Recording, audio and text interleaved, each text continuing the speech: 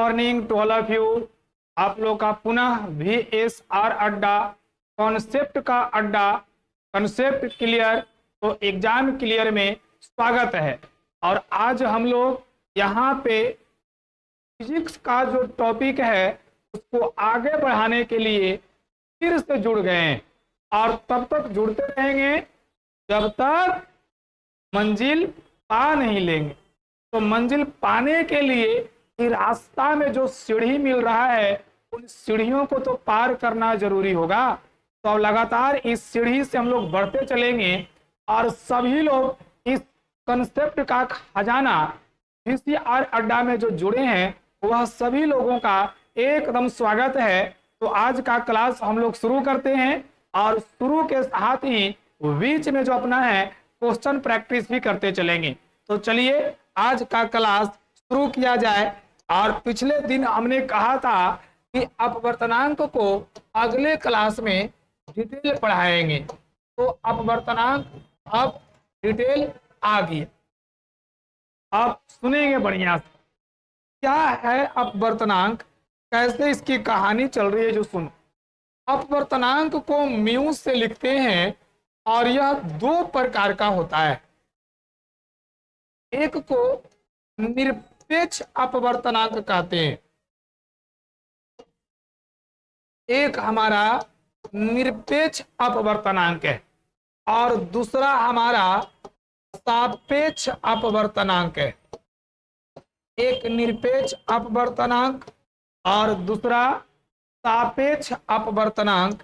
निरपेक्ष अपवर्तनांक और सापेक्ष अपवर्तनांक यह दोनों बड़ा इंपॉर्टेंट है। निरपेक्ष अपवर्तनांक को ही म्यू, और म्यू लिखने का मतलब था इसमें कि हम लोग C/V जो पिछले क्लास में हम लोग पढ़े। निरपेक्ष का मतलब है किसी के तुलना में नहीं, निरपेक्ष एकदम डायरेक्ट निकालेंगे। और हम लोग पिछले क्लास में देखे भी थे कि हवा का तो ओवन, पानी का 1.33 यह हमारा माध्यम है और यह म्यू है। इसके बाद याद होगा कांच का भी हमने देखा और कांच का 1.5 और हीरा का भी हमने देखा 2.4। तो क्या हम लोग का अपवर्तनांक था निरपेक्ष। अब निरपेक्ष अपवर्तनांक में एक बात याद रखना है कि निरपेक्ष अपवर्तनांक का वैल्यू हमेशा 1 से ज्यादा होगा या 1 के बराबर रहेगा। जब देंगे बढ़िया से, जब हवा में है तो 1, नहीं तो अपने से देखो किसी में भी 1 से कम नहीं, सब में 1 से ज्यादा है। इसी को हम लोग निरपेक्ष अपवर्तनांक कहते हैं। निरपेक्ष अपवर्तनांक क्या हुआ, सब समझ गया। यह जो म्यू है यह ज्यादा होगा 1 से या 1 के बराबर होगा। बहुत बढ़िया। अब चलें सापेक्ष अपवर्तनांक। सापेक्ष अपवर्तनांक हम लोग को थोड़ा डिटेल पढ़ना है।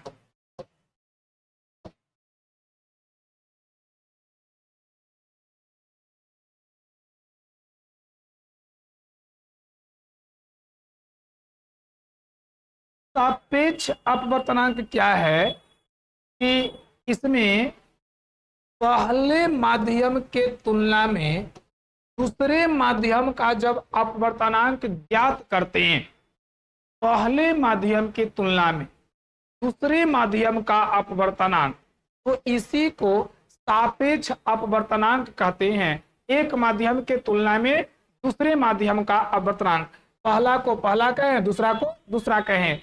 म्यू का मतलब अपवर्तनांक हो गया और इसका फार्मूला होता है μ2/μ1। हम तुमसे पूछे पहले माध्यम के तुलना में दूसरे माध्यम का अपवर्तनांक कितना होगा, तो दिमाग में एकदम सेट करना है कि पहले माध्यम का जो अपवर्तनांक है वह 1 और दूसरे माध्यम का जो अपवर्तनांक है वह 2। पहले का 1 और दूसरे का 2। तो यहाँ पर 1 और 2 ध्यान देना है। μ2/μ1 μ1, μ2 बटे μ1, μ2 बटे μ1। अब देखो इसमें पहले माध्यम के तुलना में दूसरा माध्यम गुने दूसरे माध्यम के तुलना में पहला माध्यम, ये दोनों का गुणनफल का जो मान है वो 1 होता है। जैसे इसका फार्मूला μ2 बटे μ1 और यहाँ पर गुने इसका फार्मूला μ1 बटा EV ऊपर भी एक इधर भी एक, 1 गुने 1, यह ध्यान देना है। अब देखो इसका लॉजिक कैसे यूज होता है। अब हम तुमसे पूछे कि कांच के तुलना में, तो कांच को G से लिखेंगे, पानी का अपवर्तनांक तो G म्यू और W माने वाटर। कांच के तुलना में पानी का अपवर्तनांक कितना होगा, तो फॉर्मूला हो जाएगा म्यू वाटर बटा म्यू जी, म्यू वाटर बटे म्यू जी। एकदम ध्यान देना है और सुनेंगे बढ़िया से, एकदम बहुत बेहतरीन लाइन चल रहे हैं हम लोग। कि जो म्यू वाटर म्यू जी है, अगर दिया रहे कि दोनों इतना इतना है, क्या वैल्यू नहीं निकाल सकते हैं। तुमसे पूछे हवा के तुलना में पानी का अपवर्तनांक, तो बस म्यू वाटर बटा म्यू एयर, एकदम क्लियर है सभी का। इसी को हम लोग सापेक्ष अपवर्तनांक कहते हैं। तो अपवर्तनांक का भी कंसेप्ट सभी बच्चों का क्लियर हो गया।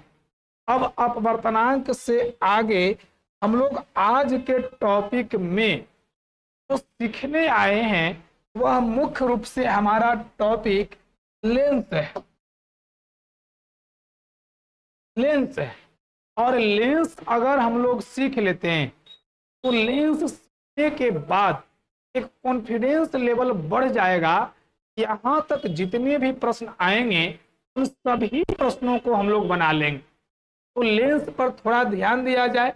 लेंस को हिंदी में ताल कहते हैं। ताल, लेंस का मतलब क्या हुआ, ताल। अब यह ताल क्या है जो सुनेंगे बढ़िया से, देखो कहता है वैसा पारदर्शी पदार्थ, वैसा पारदर्शी पदार्थ जिसका कम से कम एक भाग वक्र हो, एक भाग वक्र हो, लेंस कहलाता है। पारदर्शी भी होना चाहिए और वक्र भी होना चाहिए, उसी को हम लोग क्या कहेंगे, लेंस कहेंगे। अभी क्या है जो सुनो, एक क्वेश्चन से इसको समझा जाए। जैसे क्वेश्चन 1 दे दिए और यहाँ पूछ रहे हैं कि निम्नलिखित में किससे लेंस नहीं बनाए जा सकते हैं, लेंस नहीं बनाए जा सकते हैं, किससे लेंस नहीं बनाए जा सकते हैं। चॉइस ए कांच, और बी में हमने दे दिया कांच के बाद मिट्टी, सी में दे दिया प्लास्टिक,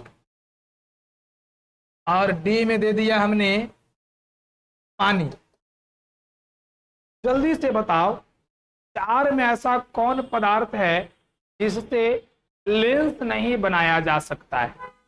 तो बिल्कुल सही लगा रहे हो, कांच इससे बन सकता है, मिट्टी बन सकता है, प्लास्टिक बन सॉरी मिट्टी से कैसे बनेगा, मिट्टी तो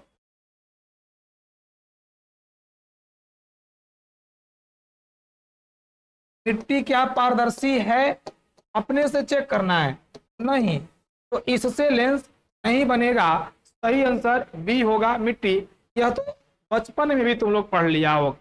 चलिए आगे हम लोग अब इसी को बढ़ाते हैं, ध्यान दो। तो लेंस किसको कहेंगे, जिसका एक भाग वक्र हो और वह पारदर्शी हो, उसी को लेंस कहते हैं। अब लेंस कैसे बनता है जो सुनोगे बढ़िया से। लेंस बनाने के लिए कांच का 2 गोला लेते हैं, ये 2 गोला है, और इस दो गोला को जब एक दूसरे पर अध्यारोपित करके बाकी हिस्सा को काट लेते हैं, बाकी को काट लेंगे तो यह देखो एक हमारा यह लेंस तैयार हो गया। दूसरा, अगर हम दो कांच का गोला लिए और इन दोनों गोला में से यह जो दोनों गोला देख रहे हो, यह दोनों गोला का एक एक छोर हटा दिए और हटाने के बाद यहां से इसको मिला दिए तो यह लेंस बन गया। ये जो ऊपर का लेंस बना है इसी को हम लोग उत्तल लेंस कहते हैं, और जो नीचे का लेंस बना है इसी को हम लोग अवतल लेंस कहते हैं। एक उत्तल लेंस ऊपर का है और एक अवतल लेंस नीचे का है। अच्छा जल्दी से बताओ, एक क्वेश्चन है, निम्नलिखित में कौन लेंस नहीं है? निम्नलिखित में कौन लेंस नहीं है? चार चॉइस दे रहे हैं और चारों चॉइस एकदम टाइट है। पहला अवतल लेंस, दूसरा समतल लेंस और तीसरा उत्तल लेंस, और डी में नन ऑफ दिस। इनमें से कौन लेंस नहीं है? जल्दी से टिक मारो, कौन लेंस नहीं? एकदम तेजी में टिक मारना है। बहुत बढ़िया, अवतल लेंस है। समतल लेंस होगा कि नहीं? उत्तल, देखो समतल में क्या होता है कि सीधा हो जाएगा और लेंस के लिए वक्र होना जरूरी है, इसलिए अवतल और उत्तल होगा, लेकिन समतल लेंस नहीं होता है, दर्पण होता है। एकदम ध्यान रखोगे, समतल लेंस नहीं होगा लेकिन समतल दर्पण होगा। यह एकदम दिमाग में सेट करना है। समतल लेंस तो नहीं होता है लेकिन समतल दर्पण होता है। तो हम समझते हैं यह भी कंसेप्ट एकदम क्लियर होगा कि लेंस कैसे बना है। देखो पहले ही तुमको कहे कि VCR अड्डा का मतलब कॉन्सेप्ट का खजाना, एकदम तुक मत जाना। तुमको कंसेप्ट चाहिए, तुम VCR अड्डा में एकदम पहुंचो, और जो VCR अड्डा में पहुंच गया समझ जाओ तो पढ़ाई का वास्तविक अड्डा पर पहुंच गया है। यहाँ बस एक ही चीज है, यूट्यूब पर फ्री एजुकेशन, उसके लिए कोई चार्ज भी नहीं है। हम लोग तो बस तुम्हारे सेवा के लिए लगे हुए हैं, और तुमको गुरुदक्षिणा में क्या चाहिए? जो वीडियो देखो उसको एकदम मजे में लाइक करो, कमेंट करो, और उस वीडियो को 5 मित्र के पास शेयर करो कि देखो मार्केट में एक नया आया है, इससे पढ़ो। और जब तुम वहां पढ़ोगे, उससे सीखोगे, तो तुमको पता चलेगा कि वास्तव में यह VSR अड्डा है। इसका वास्तव में नाम जो हम लोग बोलते हैं कि वेरी स्पेशल रिसर्च अड्डा। बहुत एकदम विचार करके जो स्पेशलिटी लाए हैं, खोज गए, वही देखो यह VSR अड्डा में मिलेगा। तो एकदम चाहते हो कि तुम्हारे लाइफ में भी कोई वेरी स्पेशल रिसर्च हो जाए, एकदम जल्दी नौकरी लग जाए, एकदम जल्दी से तुम सेटल हो जाओ, तब एकदम VSR अड्डा में तुमको जुड़ना ही पड़ेगा। बिना VSR अड्डा में जुड़े कल्याण नहीं होने वाला है। इसके पीछे भी तो लॉजिक है। VSR अड्डा गया में, जहां मोक्ष की प्राप्ति होती है। सगरों से लोग थक जाते हैं, तब यही आके उनको मोक्ष मिलता है। यही बगल में फल्गु नदी। तो तुम भी जब सब चैनल से थक जाओगे, ठगा जाओगे, तब फिर इन्हें आके मोक्ष की प्राप्ति करोगे। और जैसे यहीं गया में, बोध गया में गौतम बुद्ध पीपल वृक्ष के नीचे, पीपल के पेड़ के नीचे बैठ के ज्ञान अर्जन किए थे, उसी प्रकार तुम भी यही VSR अड्डा के नीचे बैठकर एकदम ज्ञान प्राप्ति करोगे। गौतम बुद्ध जब पीपल के वृक्ष से उठे तो उन्हें ज्ञान की प्राप्ति हो चुकी थी, उन्हें संसार के सारे प्रश्न का आंसर पता चल गया था। उसी प्रकार जब तुम यहाँ से पढ़ के निकलोगे तो तुम्हें भी ज्ञान की प्राप्ति हो जाएगी और कंपटीशन में पूछे जाने वाले सारे प्रश्नों का हल तुम्हारे पास होगा। एकदम जो है बेहतरीन ढंग से जुड़ो और एकदम मजे में पढ़ो, कहीं भी कोई दिक्कत नहीं होगा। तो चलो हम लोग इस कंसेप्ट को आगे बढ़ाते हैं।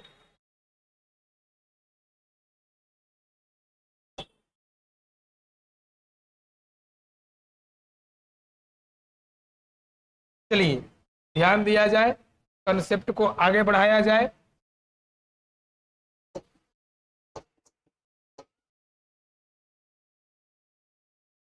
तो हम लोग अब चले इसमें बताएं कि लेंस अगर चलेंगे तो कितने होंगे। लेंस दो होंगे। कितने लेंस? दो लेंस। एक लेंस बोलिए क्या होगा? तो एक लेंस हमारा उत्तल लेंस होगा। एक लेंस क्या है? उत्तल लेंस। और दूसरा लेंस हमारा जल्दी बोलिए क्या है? अवतल लेंस। दूसरा अवतल लेंस। अब देखिए फिगर समझाते हैं। अभी समझाए कि लेंस जब भी है तो कांच के दो गोला के मिलने से बनेगा।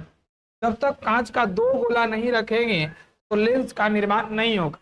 यदि कोई लेंस किनारे के अपेक्षा बीच में अधिक चौड़ा होता है, दिमाग में सेट करेंगे, यदि कोई लेंस किनारे के अपेक्षा बीच में अधिक चौड़ा होता है, बीच में अधिक चौड़ा है, तो इसी लेंस को हम लोग उत्तल लेंस कहते हैं।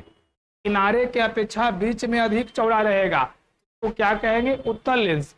और बीच के अपेक्षा किनारे ही में ज्यादा चौड़ा रहेगा, बीच वाला भाग पतला रहेगा, तो इसको अवतल लेंस कहेंगे। यह एकदम दिमाग में सेट करना है, इसको हम लोग अवतल लेंस कहते हैं। अब चूंकि दो गोला से मिलकर बनता है, इसका कंसेप्ट ध्यान देना है कि लेंस में दो केंद्र होते हैं। केंद्र दो गो होगा, और केंद्र दो गो होगा तो सभी लोग जानते हो कि लेंस में वक्रता त्रिज्या भी दो हो जाएगा। तो वक्रता त्रिज्या दो हो जाएगा, और वक्रता त्रिज्या दो होगा तो लेंस में फोकस दूरी भी कितना होगा? दो होगा। एकदम दिमाग में सेट करो। लेंस में कितने फोकस? दो। लेंस में कितने वक्रता त्रिज्या? दो। लेंस में कितने केंद्र? तो दो। यह सब देखो दो दो है, एकदम ध्यान रखोगे, क्योंकि लेंस जब भी बनता है तो अभी समझाए यह एक दूसरा से अध्यारोपित होकर या एक दूसरे के दोनों के किनारे के भाग को काट कर बनता है। इसीलिए इसमें दो केंद्र होते हैं, वक्रता त्रिज्या भी दो होता है, और फोकस दूरी भी कितना होता है? दो होता है। लेकिन समझेंगे यह जो हिस्सा हम लोग देखते हैं लेंस में, यह हिस्सा में ये लेंस जब दो कांच से बनता है, दोनों कांचों के बीच का जो केंद्र होता है इसको प्रकाशीय केंद्र कहते हैं। और लेंस में एक प्रकाशीय केंद्र होता है जिसको O से लिखते हैं, ऑप्टिकल सेंटर। लेंस में एक प्रकाशीय केंद्र होता है, यह ध्यान में रखना है। और लेंस में जब प्रकाशीय केंद्र से, किससे? प्रकाशीय केंद्र से किरण को भेजेंगे, तो यह किरण विचलित नहीं होगा। यह भी दिमाग में सेट करना है कि जब लेंस को प्रकाशीय केंद्र से भेजेंगे तो प्रकाशीय केंद्र जो है वह विचलित नहीं होता है। एकदम ध्यान देना है। तो हम समझते हैं सभी लोग का एकदम यह कंसेप्ट क्लियर हो गया होगा। अब जो अगला कंसेप्ट देने जा रहे हैं उस कंसेप्ट पर थोड़ा विशेष ध्यान देना है और जो बच्चे वो कंसेप्ट पर ध्यान दे देंगे, एकदम समझेंगे बढ़िया से, कंसेप्ट बड़ा इंपॉर्टेंट है।